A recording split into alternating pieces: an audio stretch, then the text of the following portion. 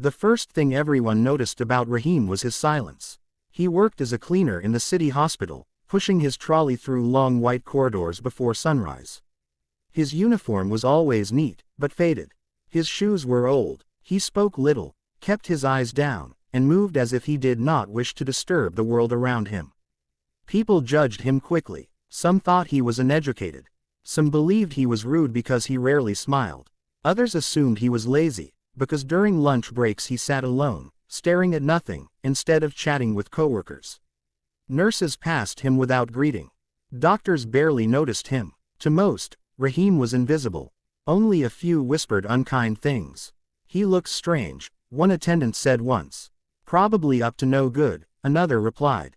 Rahim heard these words more often than people realized. Silence, after all, sharpens the ears. What no one knew was that Rahim had once been a teacher.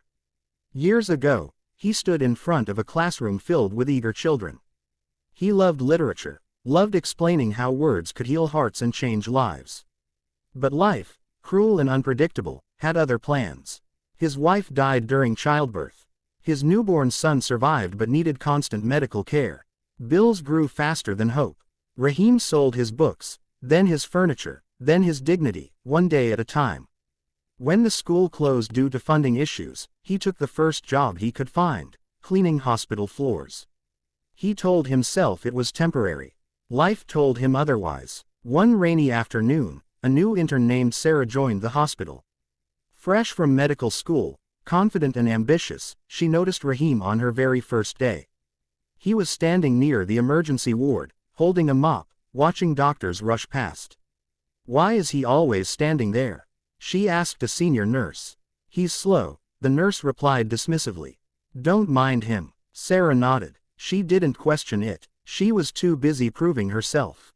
Weeks passed. One night, the emergency ward overflowed with patients after a highway accident. Chaos filled the air, blood, shouting, running feet. Sarah was assigned to monitor an elderly man who had suffered head trauma. The man was conscious but confused, murmuring words no one understood. Sarah checked his vitals repeatedly. Something felt off, but she couldn't pinpoint it. The senior doctor was busy elsewhere. Time slipped like sand through her fingers. Then she heard a calm voice behind her. "Excuse me, doctor," Rahim said softly. She turned, irritated. "Can't you see I'm busy?" Rahim hesitated, then spoke carefully. "The patient, his speech pattern. It's aphasia. He's trying to tell you something." Sarah frowned. "How would you know that?" Rahim swallowed. "I've seen it before." She almost dismissed him. Almost. But something in his tone, gentle, certain, made her pause. She listened more closely to the old man.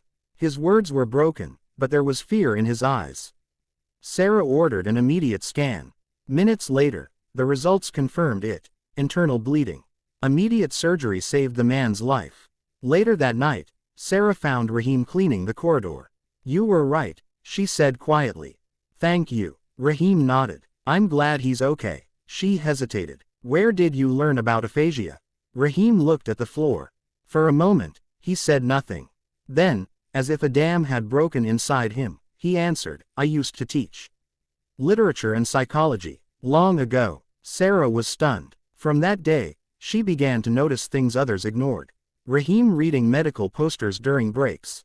Rahim correcting a child's grammar gently while mopping the floor. Rahim helping patients calm down with words alone. Slowly, Sarah shared his story with others. Some felt ashamed, others were defensive. But change, once started, is hard to stop. Nurses began greeting Rahim. Doctors asked his opinion during difficult moments. The hospital administrator, curious after hearing repeated praise, finally sat down with him. "Why didn't you tell us about your education?"